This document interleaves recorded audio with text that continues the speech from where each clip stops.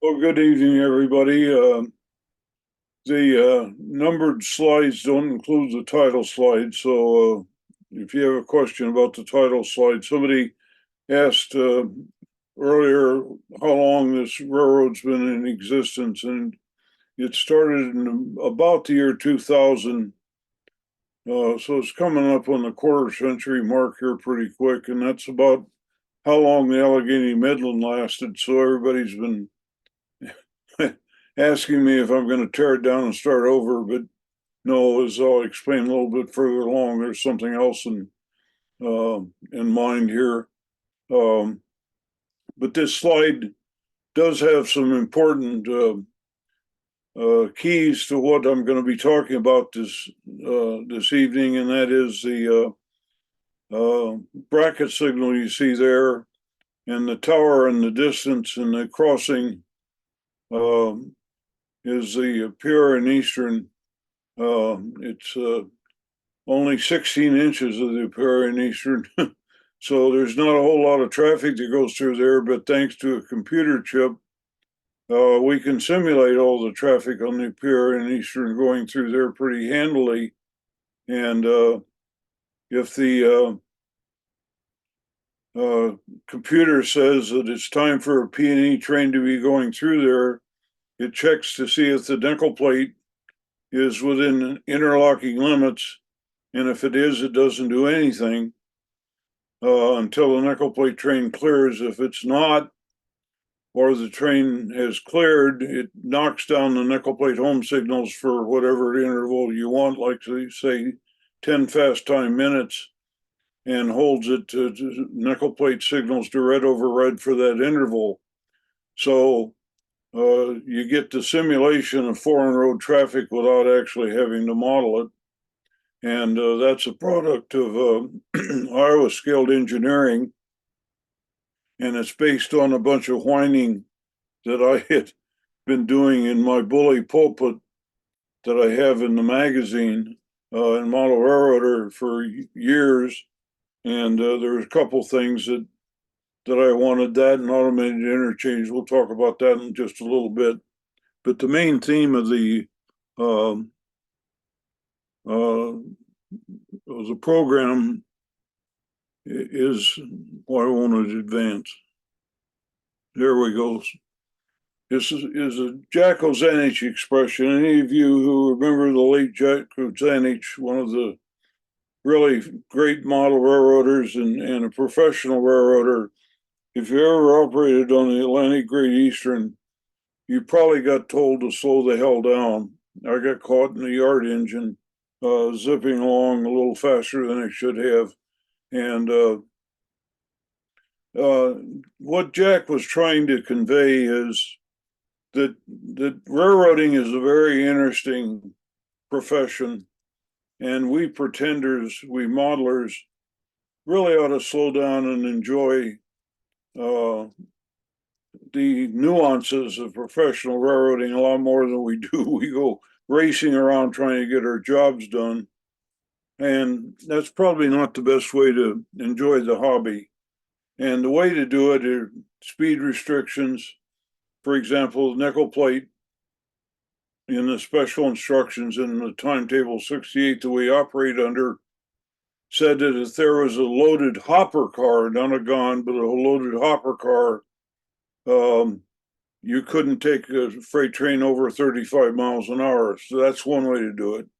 So woe betide the yardmaster that sticks a loaded hopper car in an MB-98 or KC-44 or in NS5. That's, you don't want to be doing that. But that's one way to slow things down. The water stops, we'll talk about that, and interlocking plants, we'll talk about that as well. What I model is part of the St. Louis division. You see the two big red arrows there. The one on the right is Frankfort, Indiana. The one on the left is Charleston, Illinois. And I grew up in about the middle of the small arrows on a little town called Cayuga, Indiana, that we'll talk about. And that line that those arrows are lined up on is part of the Cloverleaf District in Nickel Plate. That was all narrow gauge way back in the 1800s. And it's one of the three lines that made up the nickel plate. The big line from Buffalo to Chicago up at the top is the main line that was the original nickel plate. And actually, there were four different lines. Then there was the cloverleaf that was from Toledo to St. Louis, and I modeled the third subdivision of that. And then there was the Lake Erie and Western that ran from Peoria up to Toledo, or up to Sandusky, and that north-south line from Fort Wayne down to Muncie, Indiana, and a couple other places, and from Michigan City down to Indianapolis. And then there was the Iron Cross over there in Ohio on the right, which was the Wheeling and Lake Erie. They leased that in 1949. But I grew up in that little section of the Cloverleaf in Indiana, so it followed that I'd want to model that. And since I was a little kid, when I lived in Indiana, 1951, 1958, I got the last 4 years of steam, but I only got to see it in my hometown. I didn't get to see it all over the whole third subdivision, let alone the whole nickel plate. And so I figured that if I build a model railroad, including my hometown, and the nickel plate going through my hometown reminded me of what it looked like in the 50s there, that if I build everything else equally, accurately, it would serve as a time machine. I would be able to see places that I really had never seen before in steam through the auspices of model railroading. And that was the big goal in building this railroad and taking down the Allegheny Midland. This is my hometown of Cayuga. It's where the Chicago and Eastern Illinois Chicago to Evansville main line double track went through town. They were double track and ran an interesting assortment of EMDs from BL. They had a BL1, but they upgraded it to a BL2 and a couple other BL2s. Bunch of Jeeps, bunch of Fs, bunch of E units. All EMDs except for a couple of Alcos up. I never saw them. But the nickel plate, while I was there, was all steam except in the middle of the night, a couple of single unit PAs on 9 and 10 came through town. And of course, I heard these funny air horns and had to go see what that was all about. So I'd sneak down to the depot and wait for number 10 to come in. And here was this, I was used to the smooth purring 567s on EMDs. And here comes this Alco spewing smoke and sparks and ka-chunk-a-chunk, ka-chunk-a-chunk. And I thought the thing was busted, Why don't they get it fixed? But that was my introduction to Alcos and PAs.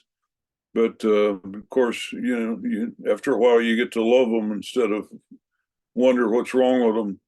But anyway, by building this scene carefully with the scratch-built depot and a kitbash tower and scratch-built Fable House Hotel, one night when I finished this scene and started to walk past it and turn the lights off and look back at it, it just hit me like a ton of bricks that there I was back in 1955 in my hometown.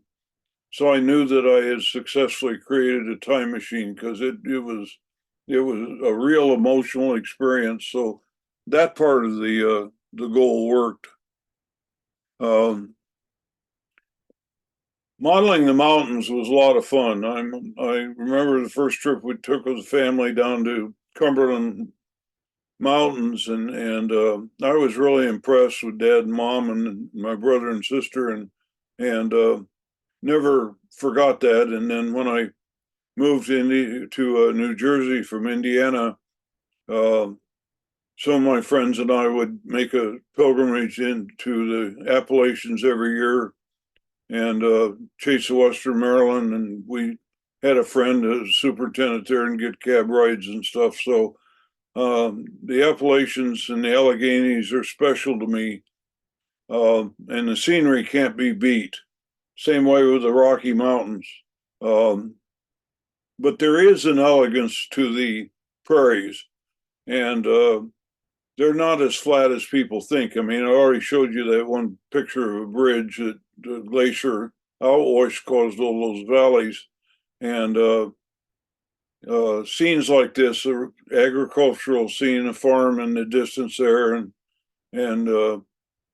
you know, cattle grazing and stuff like this. I think they have an equally strong pull if you know what to look for and come to appreciate it.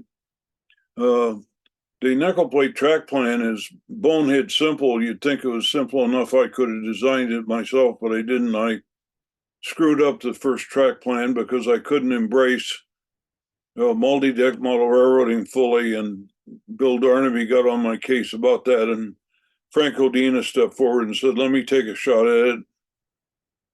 And he employed the Bill Neal principle, which is that the most efficient way to design a track plan is with one peninsula. If you have two peninsulas, you're wasting space because you got two blobs at the end of the peninsula, and that's eating up floor space you don't want to eat up. So the most efficient way is a single blob. And on my track plan, if you look at the far left plan, it starts in stub-ended staging, and it goes down along the bottom, and then it goes up the right side of that plan into the main classification yard at Frankfort, Indiana. And it loops around and comes along the peninsula, both sides of the peninsula. And by that time, you're on the middle plan, and you've climbed enough to get up to the second level, second deck, and you go around the room a second time doing exactly the same path, and you get over to the far right-hand plan, and you're now up at the third deck, and you're at the other end of the division. So you've modeled both division point yards, and then down at the bottom of the right-hand plan is the fourth subdivision, St. Louis staging. So you started from one staging yard into the other staging yard, but the road crews never deal with staging. They run from one terminal, Frankfort, to Charleston, or the other way around. A separate staging crew handles all staging movements. I don't want the road crews to deal with anything that's not realistic, like a staging yard. On the Allegheny Midland, they dealt with staging, and I decided I didn't like that at all. It spoiled the illusion of running over the railroad. So Bill Darnaby got on me about that with a design I had, and Frank Odina fixed that. And this is essentially Frank's design that worked out really well. Frankfort was the western hub of the nickel plate. The other hub was Bellevue, Ohio. You see a double-headed Berks. Nickel plate never double-headed for power. They would double-head to balance power. So apparently in Lima, Ohio, they needed a couple of Berkshires, more than they needed them in Frankfort. Over in the smoke on the left there is a concrete coal dock. It's still there. It still has a nickel plate herald on it. Over on the right is the Kemp's Canning Factory. Nickel Plate Society stations a member on the roof of that with a rifle, and anytime the Norfolk Southern gets up there trying to repaint that herald, they take a shot at him, and that's the end of that. We don't want anybody to repaint that nickel plate herald, so it's still up there. The yard is still functional. It's not exactly the way it was back then, but at least it's nice that something of the nickel plate is still the way it was. The big yard at Bellevue is huge. It's much expanded from what it was in those days. This is the engine terminal at Frankfort, and it's shot by Darrell Finney, who was a third sub dispatcher, and his son Mike's a good friend of mine. This set the era of the railroad. I wanted steam, but I'm a big fan of RS3s, and you can see three RS3s, two in the distance and one under the coal dock. And the RS3s were delivered in April of 1954. So that means April 1954 is kind of the earliest time I'd want to model. And the fall grain rush is important to get all that grain traffic and steam on the third subdivision ended in the summer of 1955 when the GP9s were delivered. So the window of time is April 54 till July of 55, which means you model the fall of 1954. It's just as simple as that. And I don't miss a single thing by doing that. So this picture sets the era, and here's my model of Frankfurt engine terminal. So it's fun to do prototype modeling where you can actually recreate the scenes that are meant a lot to you when you saw the photographs, and now you can go back in time by looking at the models. This is the way that engine terminal actually looks in Frankfurt. From where I'm standing with the camera to the farthest wall way down there in the distance is a mile, 60 feet. Bill Darby kind of busted my chops about spending that much distance on a yard. He wanted me to get more main line out of it, but quite frankly, we get a tremendous amount of play value out of this yard because, well, let's count the jobs a second. You have a general yardmaster that works with the chief dispatcher to coordinate movements in and out of this yard. So that's one job. You have a roundhouse foreman that's in charge of getting consists made and broken up and steam engine serviced and all that kind of stuff. So that's two jobs. The nickel plate had an east and a westbound yard. So that's 3 and 4 jobs. There was a commercial engine that switched all the industries like Kemp's Kenning factory over across from the turntable. That's 5 jobs.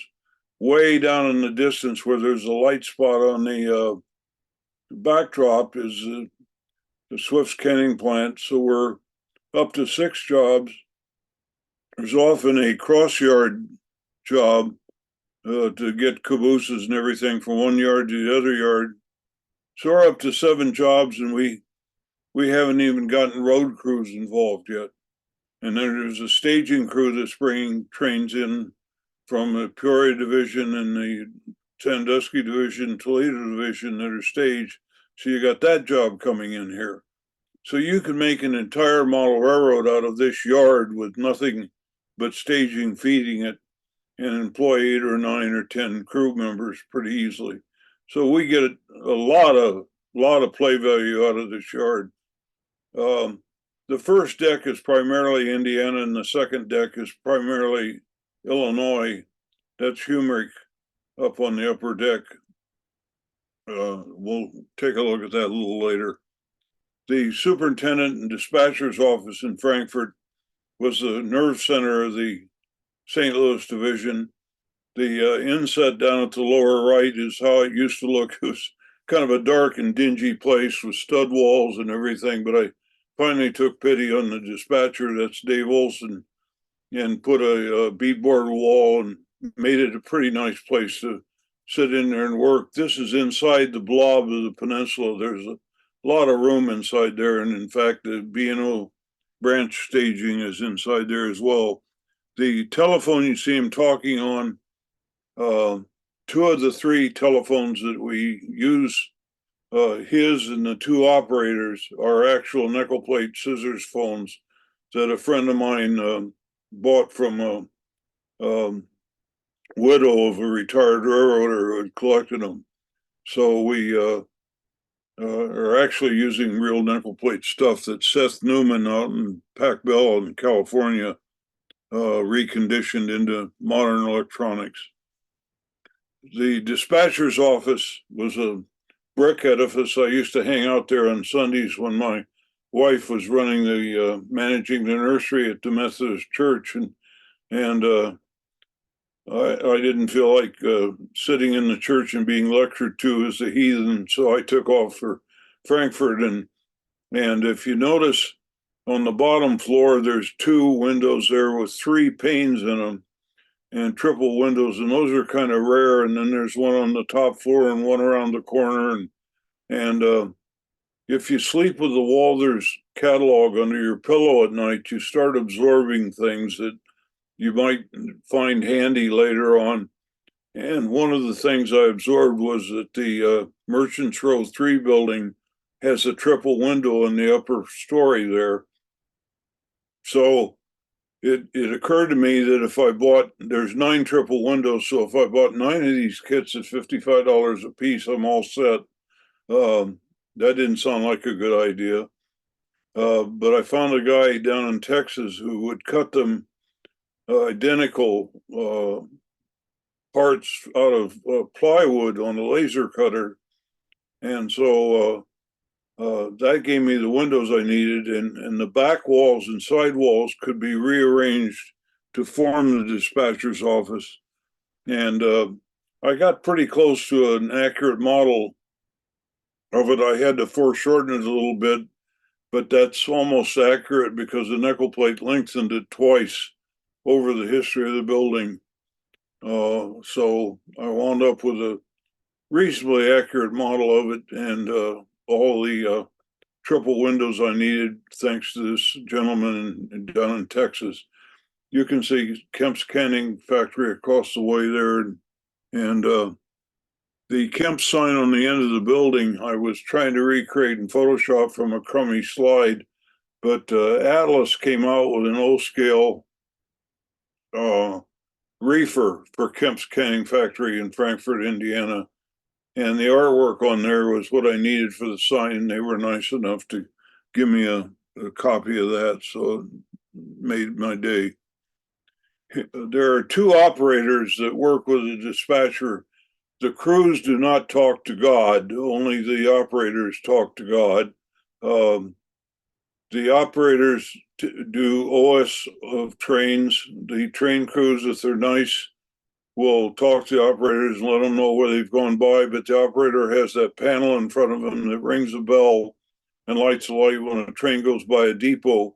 It doesn't tell you what train it is, it doesn't tell you what direction it's going, but if you're on the ball as an operator, you ought to have been waiting for a certain train. I mean, you got a timetable, you've copied train orders and messages, you ought to be saying, 98 ought to be through Metcalf just about right now. Ding goes the bell, and you look up and you can see down your aisle each operator has 4 towns he's responsible for, and he looks up and sees 98 coming at him. So then he calls the dispatcher and he says, 98's on the bell at London at whatever time. So it's a neat job, and the on the desk there is an old I think it's a Wabco, Western Electric. I'm not sure what the manufacturer is, but it's an authentic piece of vacuum tube powered speaker there, and I have a whole big box of vacuum tubes, thanks to Seth Newman, to power that thing, and we just have to hope that we run out of time before we run out of vacuum tubes. We could always tear the guts out and put a modern electronic system inside. We thought it was cooler to run it with vacuum tubes. You can see a fast clock there on the operator's desk. We run 3.5 to 1. The one of my crew members found a replacement for fluorescent tubes. It's not a tube that you stick into a fluorescent fixture. It's the whole fixture. It's a very light T5 type tube, but you replace the whole fixture with this thing, and it just has a little metal clip, and you snap it into the clip. So it's real easy to mount it, and it puts out a tremendous amount of light. And over on the left side of the picture, you see a hopper car in front of the power plant at Frankfurt. And for years, that was just a siding that nobody even knew where it was. And I told the commercial engine, there's a siding over there in the corner in the dark, and put coal there for the power plant. But that was it. There was no building, no nothing, because it was so friggin' dark over there. I couldn't get a fluorescent fixture back there if my life depended on it. But once I saw these really light 24-inch or 36 or 48-inch T5 things from Burina, I think it's called. I tried sliding one of those back up in there, and geez, it lit it up like a hospital operating room. So then I had to build the power plant, and it not only lit up the power plant, so we had a place we could switch, and it was an interesting job to switch that. But unfortunately, it also lit up those three posts you see holding up the middle deck of the railroad. So I wondered how in the world I was going to disguise those. But then I remembered there was a place in Frankfurt called Ushco down there in the lower right part of the picture.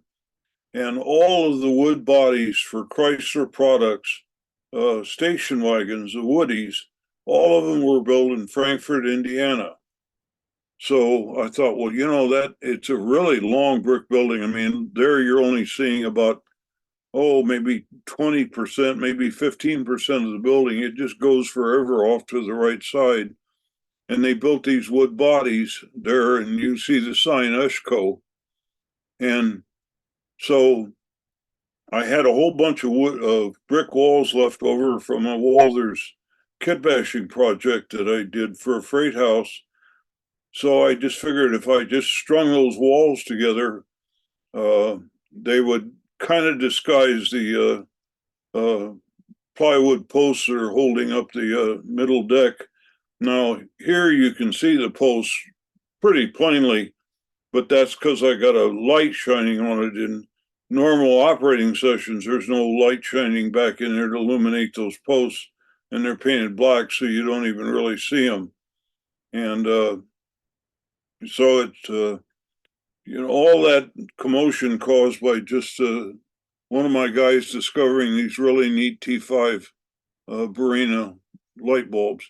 And you can see in the front lawn with the rose bushes and stuff around the front lawn there. I've got them there, and by the Woody out in the front lawn. I didn't have as much room as they did, but you do what you got to do. And there's the rose bushes and the Woody.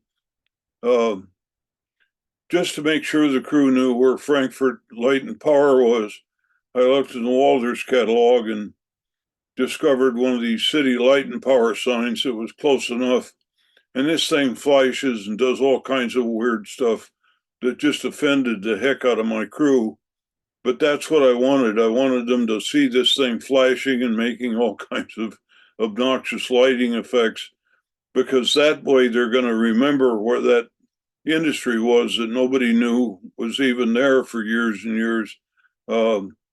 And once they get used to the fact that they know where it is and everybody knows where to drop those cars off, then I'll either remove it or just not light the thing anymore. There's the kind of lighting effects you get with it. Crops are a big deal on the nickel plate or any Midwestern railroad. And if you notice, soybeans are just military dress down line straight. They're not like today. Today, a soybean field would just be a sea of a carpet of crops. They wouldn't be in these neat rows. But back in those days, you had to weed the field, and they called that cultivating. And you had to drive a tractor down these rows, and you had to pull behind it a cultivator, which was looked like a kind of a small plow. So you had these really, really neat rows of beans that you planted with probably with a corn drill, which is a corn planter. So Jason Clockey, who's a professional railroader out in Iowa, models the Chicago and Great Western, a really great modeler. Jason found these really big diameter brown pipe cleaners online. And if you spray them with Eileen's tacky glue and then coat them with leaf flakes, you can make these really neat rows of soybeans out of them. And you can also see the JTT corn there in the upper left. And over in the distance, you see a mat that makes a reasonable facsimile of bean or of wheat. And I'll show you a different way of doing that in a minute too. And then the backdrops over there are from King up in Canada. These soybean rows are really a lifesaver because when you're planting that JTT corn that was in this previous picture, you see all those corn plants. That's probably $200 worth of corn stalks. And you got to plant them one at a time in that. So it's expensive and time consuming. So I was going to have this big cornfield there, and I thought, no, I don't think so. So if you look way down there in the distance by the soybean plant, you'll see a tiny little cornfield. And that's as far as I got before I said, no, I don't think so. So everything from there on, little woods, from that point on became soybeans because you can plant these soybean fields in just no time at all by spraying a bunch of these pipe cleaners and then gluing them down with Eileen's tacky glue. So they're a real nice way of making crops. Soybeans got to go someplace, and there's 2 or 3 big places in the Midwest near the nickel plate. One of them's Delphus, Ohio. One of them's Frankfort, Indiana, which was a Swift plant for years. It's ADM now. Another one's Decatur, Illinois, on the Wabash. I wanted to model, of course, the one at Frankfort.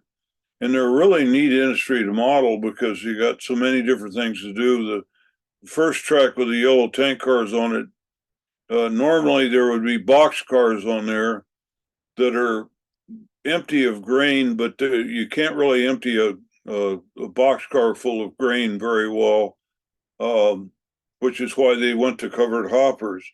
And a little old lady with a pickup truck and bushel baskets would sweep them out, and then she'd drive over to the office and sell the grain, the soybeans that she swept out of the cars to the head office, and that's how she made a living. The next track over accepts a hopper of coal for the power plant you see with a stack sticking up.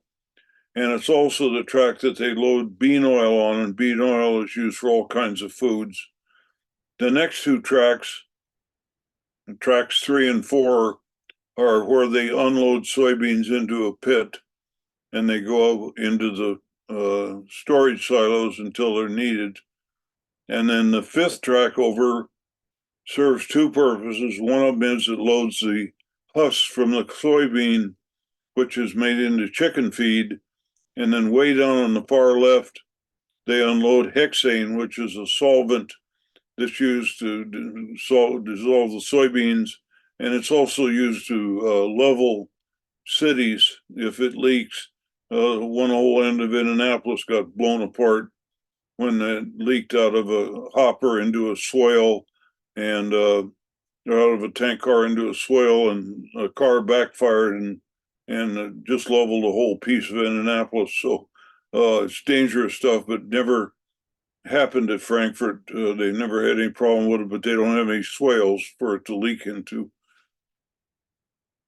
The lower left-hand picture shows rows of soybean / potato plants that King sells.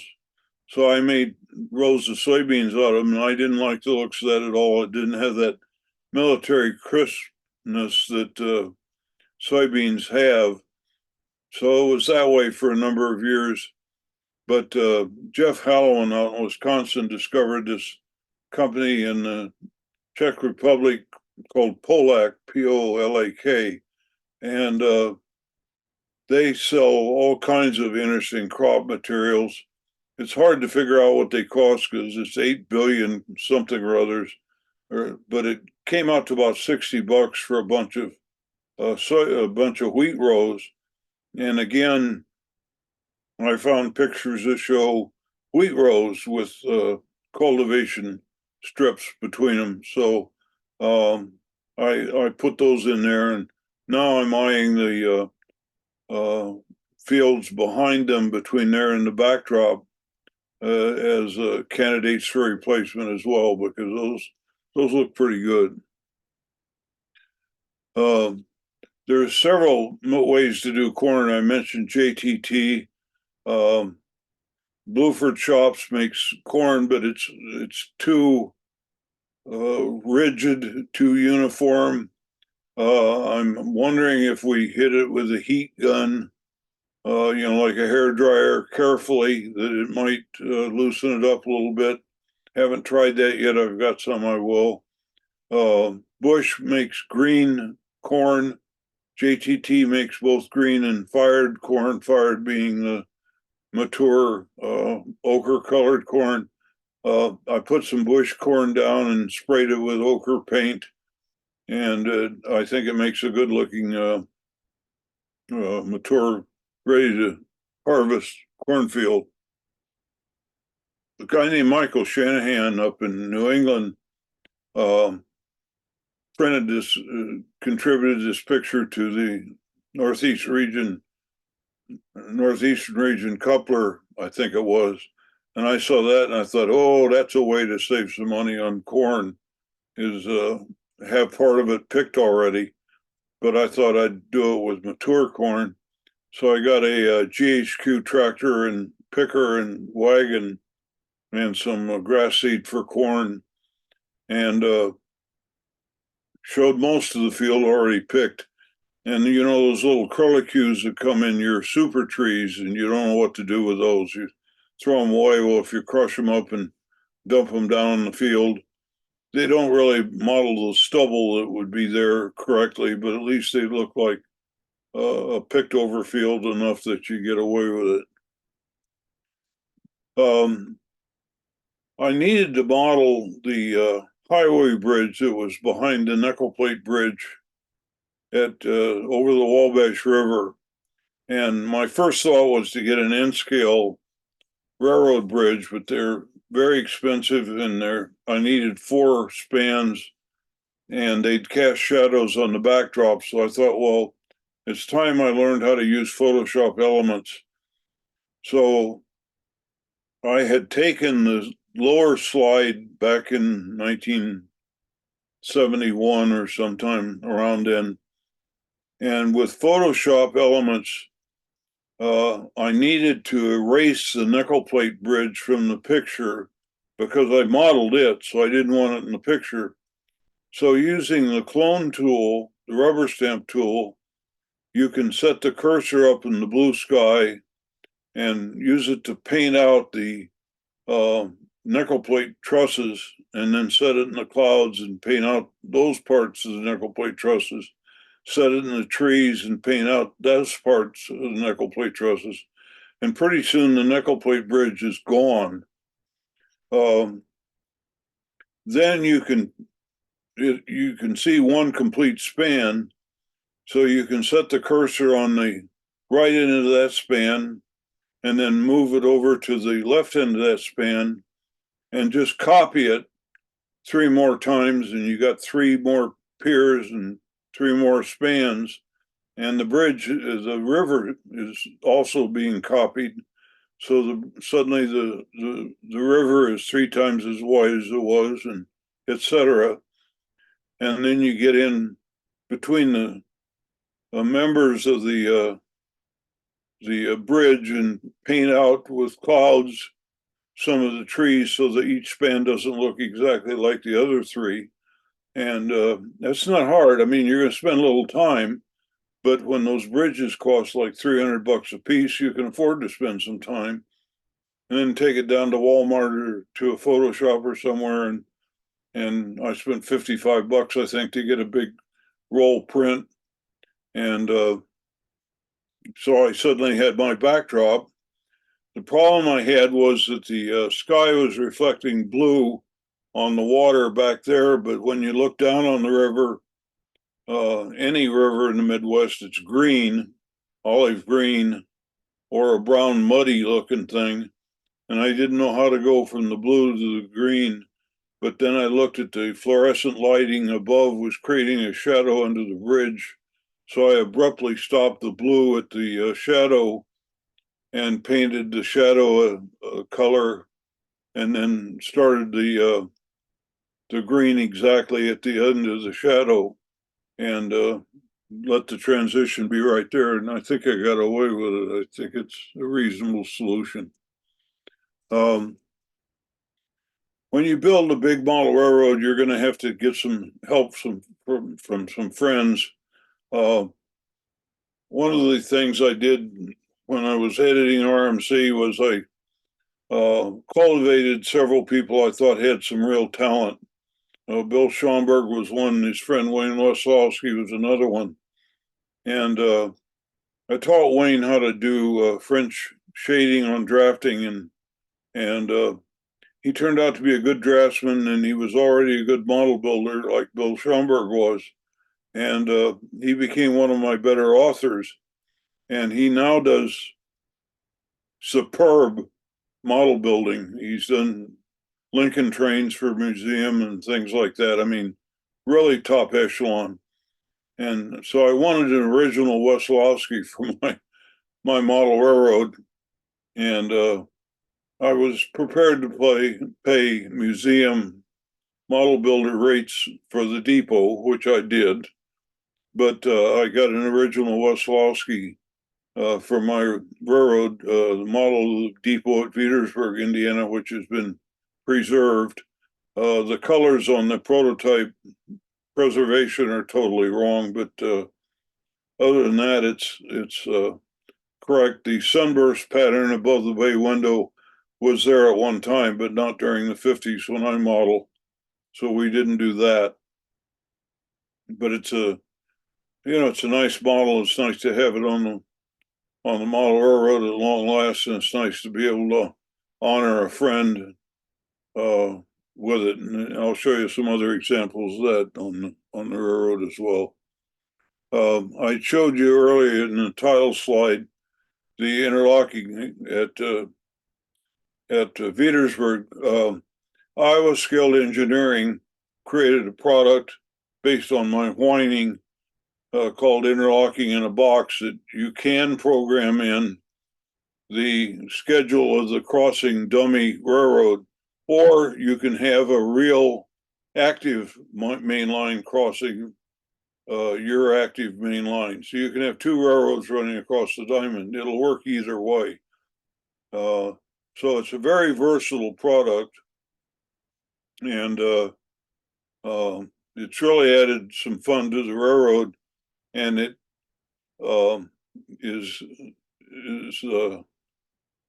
something that will slow down even the hottest passenger train or hottest manifest freight, because if an MB-98 comes whistling along through there, and it just happens to be the time for a pure and eastern freight to be going across there, and the pure and eastern freight beats it to the diamond, and nickel plate comes around the curve and gets a red over red tough. This hot freight has got to wait for the P&E to clear the diamond.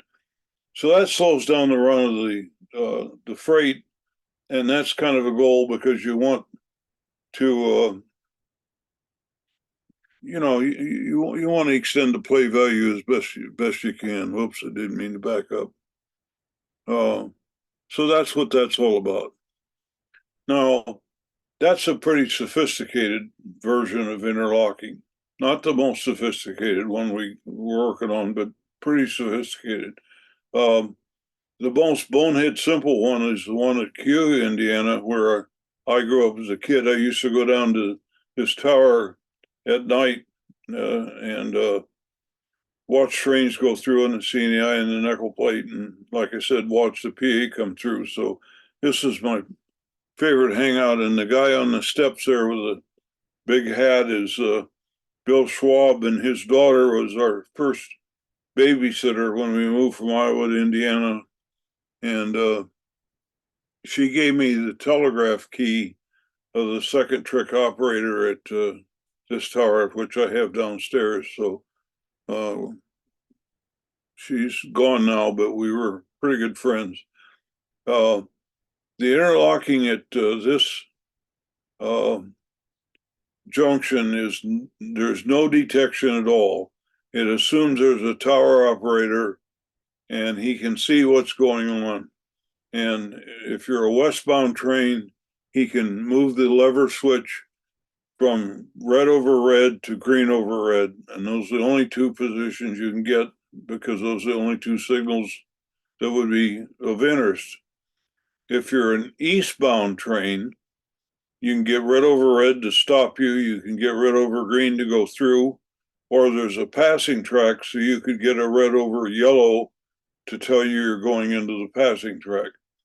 But they're just simple lever switches, 3-position, and they're like I said, there's no detection or anything else. We could do some of that, but I wanted to try the simplest of all circuits to see if this had some play value. And we're not sure who the person is that should be running this, whether it's a train crew or whether it should be a dedicated tower guy. But if it's a dedicated towerman, what else should he be doing to make life interesting? Well, maybe he should be running the CNI local and the B&O local. I'll show you a little bit about in a second. We're just trying to figure out who does these jobs. Here's the CNI local that, as the session starts, it's draped across the nickel plate main line. You can see the nickel plate home signal is red over red. So you can see how the two of them are kind of related there. So maybe those two jobs should be related. But again, once he gets off the diamond and starts working the grain elevator and the interchange over on the right side there, then he can't be worrying about the interlocking plant anymore because he's busy. So, what would you be doing? If you're wondering what that pile of red stuff is there in the picture, those are corn cobs. And they were just burned out in the open like that in the 50s. Later on, they had a enclosure like you'd expect. But when I was a kid, they just burned them right out there in the pile. I got an LED circuit and some LEDs. I'm going to try to have glowing embers here and there around that pile of grass seed. I went into a store in Michigan that has a sign says they have everything, and this clerk came hustling up to me and says, can I help you find something? I said, no, I don't think so. And she said, well, I'm sure we have it. Just what do you need? And I says, I need HO corn cobs. What? And the conversation went downhill from there. And then I found a bag of grass seed and I said, oh, you have it right here. You just have it mislabeled.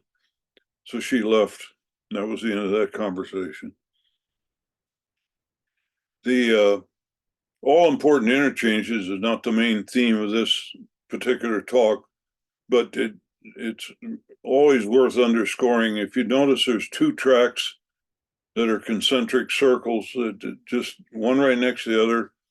The one that you can't see very well is serving Thompson's grain elevator, and you can get, like, let's say 3 or 4 loaded grain cars out of there a day. But the track that the Jeep's on is this interchange track with a nickel plate, and that track could be interchanging cars all day long, and it could be interchanging all kinds of cars, whereas the grain track would be only box cars. The track with a Jeep on it could be hoppers or giraffe cars or gold bullion cars or any kind of thing you can think of, helium cars.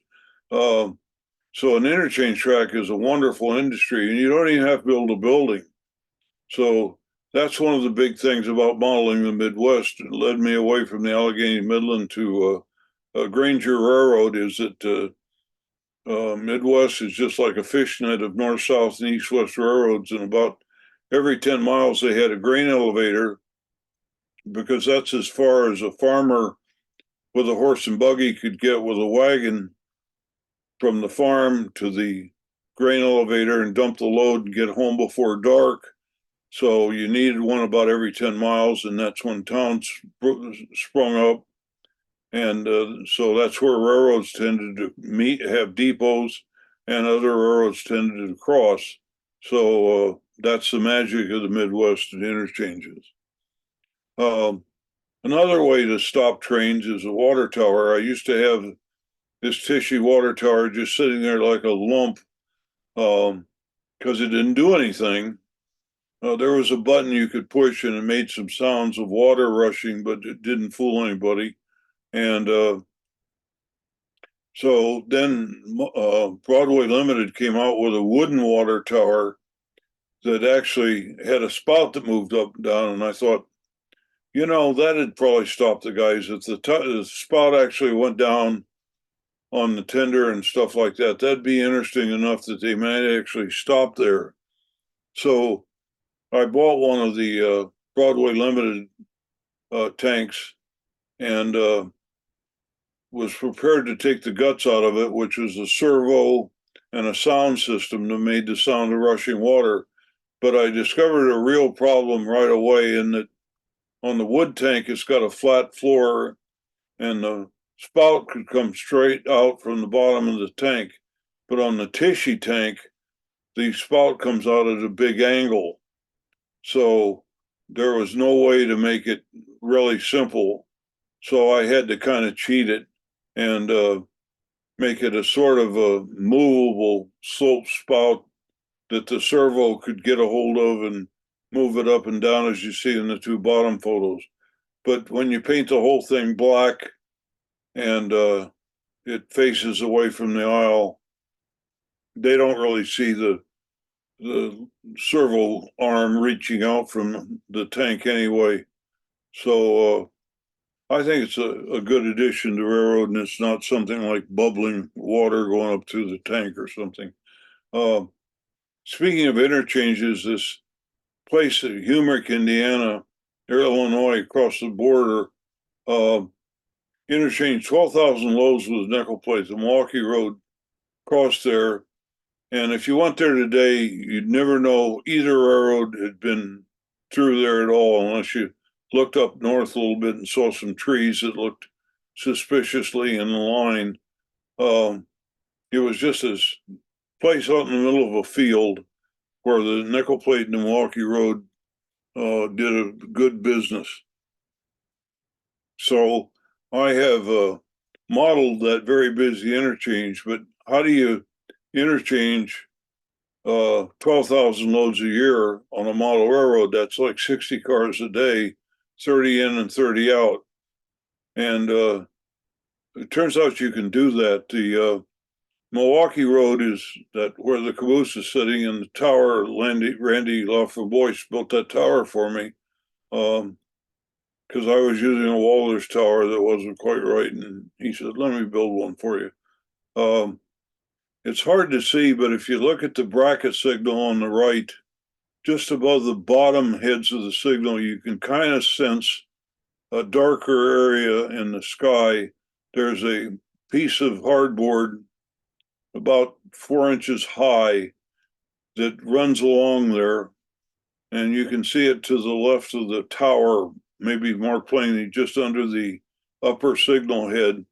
And behind that is a single track that's 30 cars long plus room for 2 Milwaukee Road C-liners. And so there's 30 cars behind that, and they're controlled by that automated interchange. There you can see a dotted line that shows you where the top of that piece of hardboard is. In the bottom photo, you can see it because the sky is a little brighter to the right of the trees, but the track just materializes out of that grove of trees, and the hopper at the left is sitting over an infrared cell. When the nickel plate comes into town, it will see those cars from the Milwaukee Road and it'll pick them up, and it'll only get 8 cars because there's a dummy knuckle coupler sitting in the 8th car, and that'll prevent them from picking up more than 8. And it'll pull the cars out, remove that dummy knuckle that's sitting there, and put it aside, and leave town. Well, that'll uncover that infrared cell and set off a timer. And about 20 minutes later, real minutes, a timer will click and a relay will fire, and it'll energize the track, and those C-liners will fire up, and they'll slowly shove another cut of cars into view. And it'll do that 3 more times. So it'll represent the 4 Milwaukee Road freights that went through there every day. The foreground track is the two Milwaukee Road cars, and in the top photo you can see them there in front of that automobile that's blocking the track. Those are the cars delivered to the Milwaukee Road. So it works pretty slick. It's called the automated interchange, and it's now part of the interlocking in a box system. Next town along the line is Metcalf, Illinois. That's where the B&O and the nickel plate cross. Today it's CSX and a little short line. That grain elevator is still there, but the nickel plate never served it. It was a B&O job. I've modeled the B&O as a live operation. The track curves around inside the dispatcher's office, and the B&O local can run either east or west, and a crew's assigned to it, and they switch the nickel plate interchange. And then if it's the eastbound one, like here, when he's done switching, he backs clear of the home signal that you can see back by the caboose, and waits for the home signal to clear, but of course it never clears, so he just sits there. And if it's a westbound, he'll get his work done and he'll continue on, curve around the corner back by the dispatcher's office. And the same Randy Law from Boyce built a beautiful Rutland Railroad. We featured model railroad planning. Randy built that depot for me. Every so often he gets bored, calls me, and I have a project for him.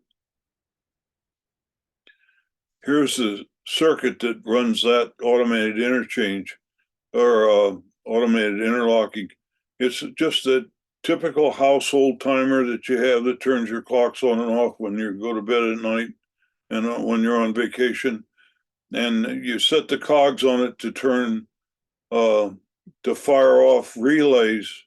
There's 3 relays there that you fire off when you want them to turn the B&O signals from well, not the B&O signals, the nickel plate signals, when you want them to knock them down from green over red to red over red. And because there's a siding on the nickel plate, when the siding is thrown, which is represented by that slide switch there in the picture, when the siding is thrown by a servo, then the nickel plate eastbound signal goes from green over red to red over yellow. So that complicates the circuitry a little bit, but it's really just nothing more than a timer that fires relays that change the signals. As simple as that. There is no detection whatsoever.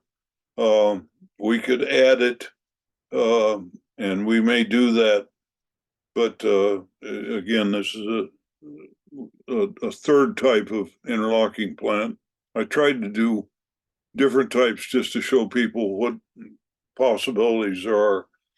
This is the depot at Metcalf that Randy built.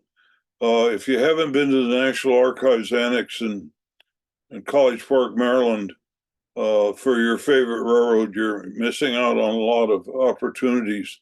We didn't know anything about this depot, and then a local historical society came up with this photo, but the Archives Annex had the valuation survey records, and they actually had a scale drawing of the depot, so we were able to build a pretty accurate model of it. So do take a trip down there if you can.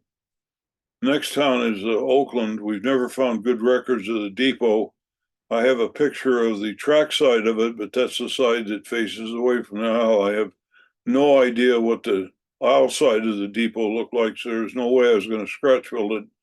But again, sleeping with the wall, there's catalog under my pillow. I remembered the eave trim of a Woodland Scenics kit, and it was very similar to the nickel plate depot, so I just kit bashed the thing around a little bit to make it closer, and that'll serve until I get better information.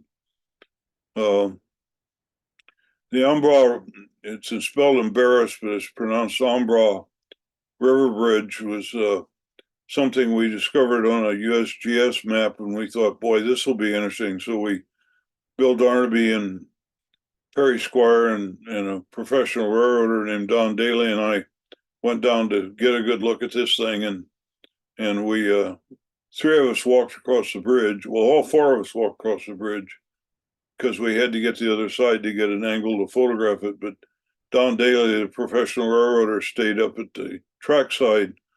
And lo and behold, here comes the short line along with the president of the railroad running the Jeeps. And he skidded to a stop and he said, "How'd you get on this side of the bridge?" And old honest Don told him, instead of saying, "Oh, we hiked in from the other way," Don told him. He said, "I'm calling the sheriff." And he got on the radio, and then he went back across the bridge out of sight to get the license number of our car. But it was a GM company car because Bill worked for EMD, so GM won't give out any information. So he wasn't going to get anywhere that way. But we weren't going to wait around for that guy to come back and give us a bad time. So we went down the river. This is like November, and waded through that water, colder than heck, and went back around to the car. And by this time, the Jeeps had gone on down the railroad, and so nothing ever happened. But childhood stunts as adults. The last town until you get to the terminal is Fairgrange, Illinois, and I took a picture of it with a Nikon, and of course you shoot the sunny side of it, which is the track side. But I should have gone around on the shadow side and opened it up a few f-stops, and I didn't. So I still don't know what the other side of that place looked like, but I don't have much room for it anyway. So I'm gradually adding details as we go. It's a nice little grain elevator and a couple of car stops. The other terminal is Charleston, Illinois, and Charleston is the freight house and the depot are still there, and so you can measure them and kit bash them and do whatever you want to build a model of it. There was a hotel next to the depot. It's long gone, but I got a picture of it. Don't overlook German kits when you're building models. The yard office reminded me of a German building, and I looked at the Fuller building, and I thought if I shortened it by a window and redid the roof and stuff, it'd come pretty close. And so the upper picture shows that. The staging, three of the four staging yards are on the east end of the railroad. Toledo Division is out of sight over on the back. Sandusky Division is along the main aisle. The fourth subdivision going to St. Louis is up at the top. And it used to be hidden by a fascia and a control panel, which kept it out of your view, which was my goal. But after a while, it just became obvious that it was kind of a pain to not be able to access that yard directly. So I rebuilt it to make it more visible. And even though, it's out in the open, it certainly is a more pleasant place to dig trains out of and put them into. So you do that kind of thing. This is the other operator's desk. Again, the operator's panel that alerts him when a train goes by. It's also my workbench, which forces me to clear off the workbench once a month, which is a good practice to follow. This is this Don Daly, the fellow who gave us away to the engineer of the railroad, the president of the railroad. But Don was the godfather of the railroad. He professional railroader, last guy to qualify on steam out of Frankfurt. And so much of the nickel plate that we enjoy is because of his knowledge that I wouldn't have ever had a way of knowing without Don's input. And fortunately, he got a chance to come out and run the railroad. So that was one of my highlights of my life. And the time machine works. My dad and my son Dave were back in 1967. We went out and found the bridge. We never saw a train go over it, but now once a month when we have an op session, I do see trains go over it. So it really is a time machine. Now, what lies ahead? Couple slides. One is Dan Munson came out and photographed the railroad when we ran a local over it from end to end. So there'll be a story in Great Model Railroads, or MR, about a day on the railroad with the KC local train number 45. So that'll be coming up. And I've always been a fan of old scale, and I built a project railroad for MR in old scale some years ago, but I sold it. But I've been a big fan of the Wabash Moguls. Chemtron had a kit, and there was this rickety bridge over the Illinois River in Maridosia, Illinois, and that kept that line in steam until the mid 50s when the rest of the Wabash was dieselized. So that made it kind of an interesting thing. And I have a model of 473 in one of the cabooses, and this is the track plan of the railroad that goes out of my glassed-in porch. There's only room for 2 towns, Bluffs, where they met the main line, and there was a turntable with 3 stalls, roundhouse, and several industries in the depot, and then off through the countryside to several towns. But the best town to model was Mount Sterling because there were a whole bunch of industries there. And typical Wabash, where they had all the industries lined up on one double-ended siding, not like most railroads. So this is what I'm going to be doing with the nickel plate, but also, as a priority project to try to get it ready so I can illustrate it in the book. So anyway, that ought to keep me off the streets. That's it. Now, questions. Yeah, let me go through there's a couple of questions. One on slide 13, there's a question about how did you do the vines on the building? The vines are nothing more than leaf flakes poured into white glue or some kind of glue, probably canopy cement. Okay. There's a question about what brand of track, code and brand of track do you prefer? Following Bill Darnaby's lead, it's all microengineering track on the main. It's code 70. There's some 55 in the siding. Nickel plate Cloverleaf District was a 90-pound rail, pretty light rail for those big Berkshires hammering away at it every day.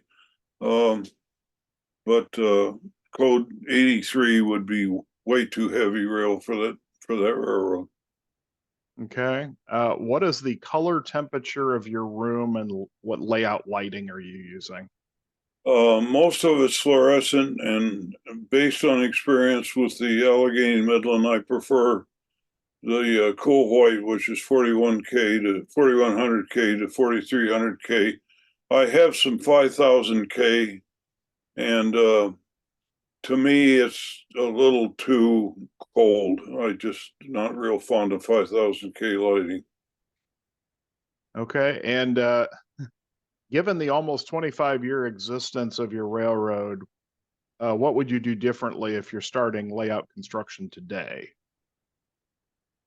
I would make an effort to make the aisles wider by even a few inches. We've discovered that most of my bench work is 16 inches wide from the backdrop out, and Bill Darnaby has made the case that 8 inches is probably adequate, and certainly a foot is.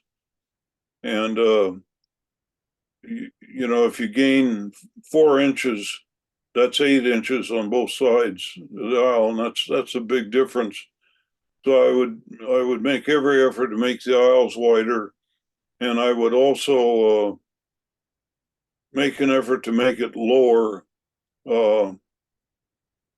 which would be difficult. I started at 43 and a half inches high, and I did that for two reasons. One, the Allegheny Midlands yards were at 43 and a half, and I knew that was a good height for switching. But I also, when you leave Frankfurt Yard, you're actually going out into the back 9 feet of the garage, which was Frank Odina's genius. He said, "We're taking over the back 9 feet of your garage." And I said, "Well, how do you know I don't use that?" And he says, "It's full of junk." And I said, "You've never seen my garage." He says, "It's full of junk." And I said, "Well, yes, it is."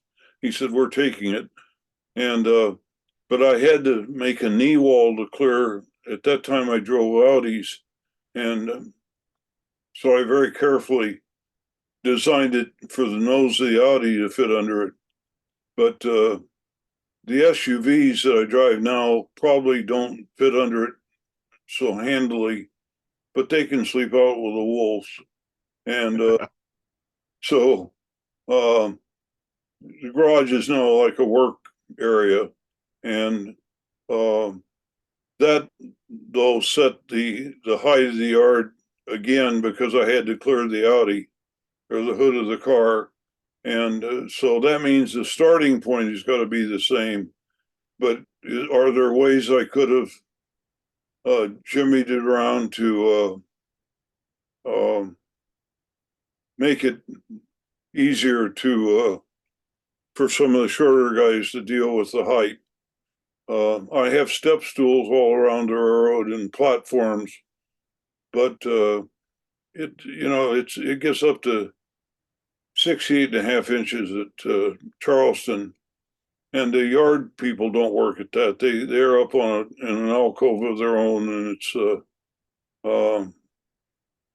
a very comfortable height for them to work. But the road crews, as they come into Charleston, they got to step up on a platform, and as they approach it through Metcalf and Oakland, they're pretty much looking up at the railroad. To me, it's perfect, but I'm 6'2", so a lot of the guys aren't 6'2", so I'd work a little bit harder to get the height down a little bit. All right. Looks like the last question. Speed restriction 35 miles an hour for loaded hopper cars. Reason ? And just the nickel plate just mandated it in the special instructions. They must have dumped a bunch of them on the ground one day and said enough of that. I don't know Oh, okay. what there was. I don't think the CNO had such a restriction, but maybe they did.